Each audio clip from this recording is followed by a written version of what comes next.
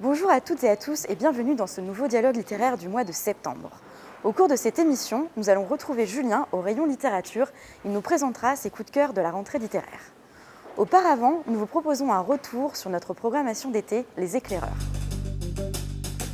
Chaque vendredi de l'été, nous avons accueilli des éclaireurs, de grands penseurs qui nous ont éclairés de leur vision du monde et ont fait avancer notre réflexion. Nous vous proposons de visionner quelques courts extraits de ces belles rencontres qui ont eu lieu à la librairie Dialogue. Vous y retrouverez Belinda Cannon, romancière et essayiste qui s'est penchée sur la question de l'émerveillement. Irène Frachon, pneumologue au CHU de Brest qui a lancé l'alerte sur le Mediator. Gaspard Koenig, philosophe qui s'est intéressé de près à la question de la liberté. Michel Serres, philosophe également avec qui nous avons parlé d'amitié. Et enfin Yves Coppens, paléontologue avec qui nous sommes revenus sur les origines de l'homme. Depuis très longtemps, depuis des années déjà, j'écris souvent autour du désir.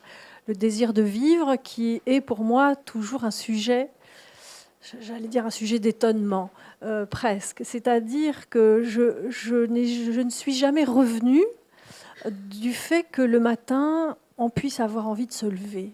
Et puis, je me suis dit que l'inconvénient avec le désir, cette énergie du désir, cet élan du désir, c'est qu'elle nous jette toujours en avant de nous-mêmes. Elle nous fait anticiper. Pour construire et créer des choses, il faut être toujours projeté vers l'avant. Et être projeté vers l'avant, eh bien, c'est le contraire de la disposition qui permet de s'émerveiller. Parce que pour s'émerveiller, il faut être ici et maintenant. Une lumière sur une haie, un être, une personne, n'importe quel de ces petits objets, un coucher de soleil, enfin Dieu sait quoi, il y en a énormément. Il y a énormément d'objets du monde qui, si jamais on est bien disposé, peuvent susciter notre émerveillement tous les jours. Il ne faut pas croire que parce qu'on parle de la santé, tout se transforme en bisounours. La santé est un énorme marché, très profitable, et donc les appétits financiers sont majeurs. Je pensais que cette affaire était un scandale immense, c'est-à-dire une entreprise criminelle qui commercialise un produit mortel pendant des dizaines d'années avec manifestement des autorités de santé qui n'ont jamais pris les bonnes décisions de manière entre guillemets incompréhensible pendant des années et des années. Et là, ce que je comprenais pas bien éclate au jour de plus en plus, c'est qu'il y a des conflits d'intérêts majeurs qui ont permis que cette histoire-là, invraisemblable, garder sur le marché un poison mortel, perdure, et en particulier qu'il y a manifestement des complicités et des liens d'intérêt majeurs entre des experts de l'Agence du médicament et des cadres de chez Servier. On s'est un peu méfié parce qu'il y avait des avocats qui connaissaient bien et qui m'ont dit on va essayer d'aller quand même à Nanterre. En 2013, on a essayé de faire ce qu'on appelle une citation directe à Nanterre en disant on a toutes les preuves, on n'a pas besoin de l'instruction, on veut que Servier soit condamné pour tromperie. Et on s'est fait débouter. Alors c'était important quand même parce que sur le plan du symbole, le vieux Jacques Servier, avant de mourir, il est mort en 2014, a été traduit devant des juges. Et ça, c'est pas rien.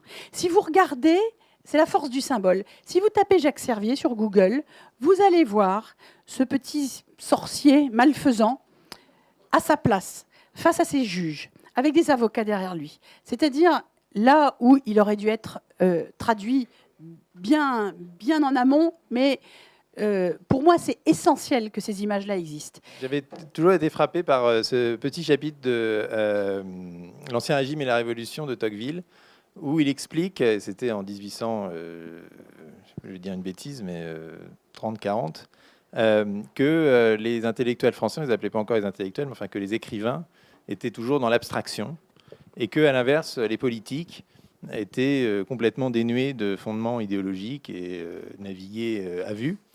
Et donc il disait c'est terrible qu'il n'y ait pas de lien entre les deux. C'est quelque chose que je crois profondément, qui m'a frappé à titre personnel. Et donc je vais loin, du Pérou au Rwanda, à Chine, en passant par la Scandinavie ou Londres, enfin vraiment partout sur la planète, en essayant à chaque fois de repérer sur un thème de précis, de philosophie politique ou de politique publique.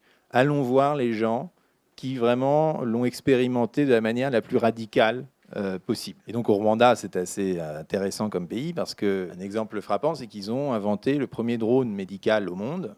C'est-à-dire que quand un médecin de brousse a besoin urgemment d'une poche de sang, eh bien, elle est expédiée de l'hôpital de Kigali par drone. Donc un drone qui prend la poche de sang, qui s'envole, qui en 1 heure, au lieu de 12 heures de route de terre, arrive au lieu de l'hôpital de Brousse et largue la poche de sang par un parachute. Et donc ça a été le rôle de l'État de mettre en place cette économie, ces structures institutionnelles assez propres.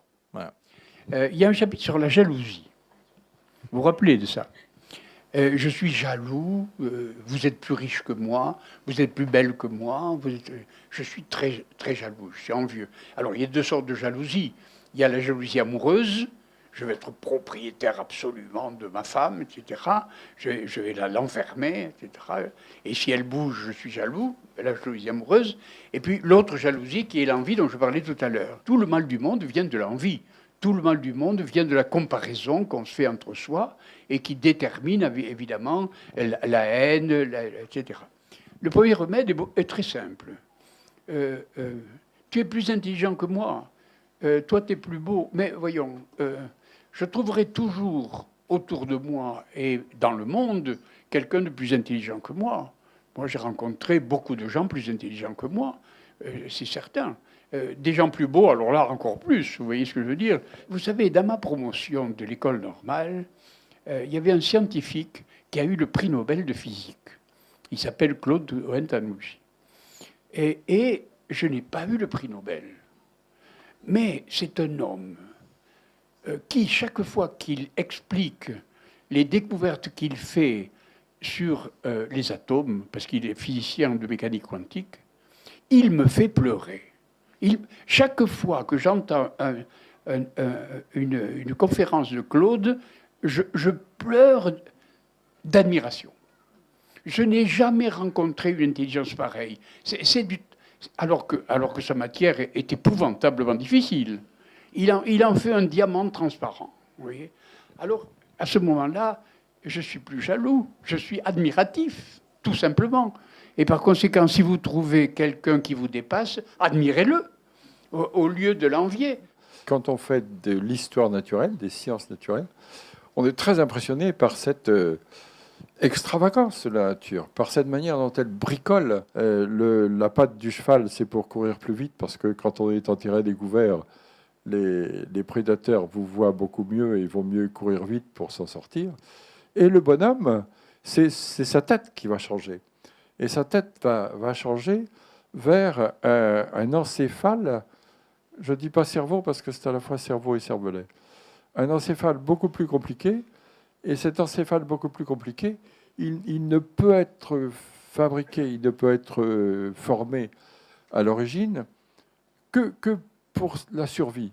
Donc il ne peut être formé que pour échapper, trouver des stratégies meilleures, plus habiles, plus astucieuses, plus nombreuses, pour échapper à la prédation. Il n'y a que jusque-là. Hein. Tout le reste, c'est fait pour porter ça. Juste pour porter ça. Vous vous rendez compte? Vous vous rendez compte, là? Juste ça, là. Pour le moment, l'organe, l'élément, la chose la plus compliquée qui soit de toute l'histoire de l'univers. Ah, quelle responsabilité. Hein. Regardez. Je pense et je compense.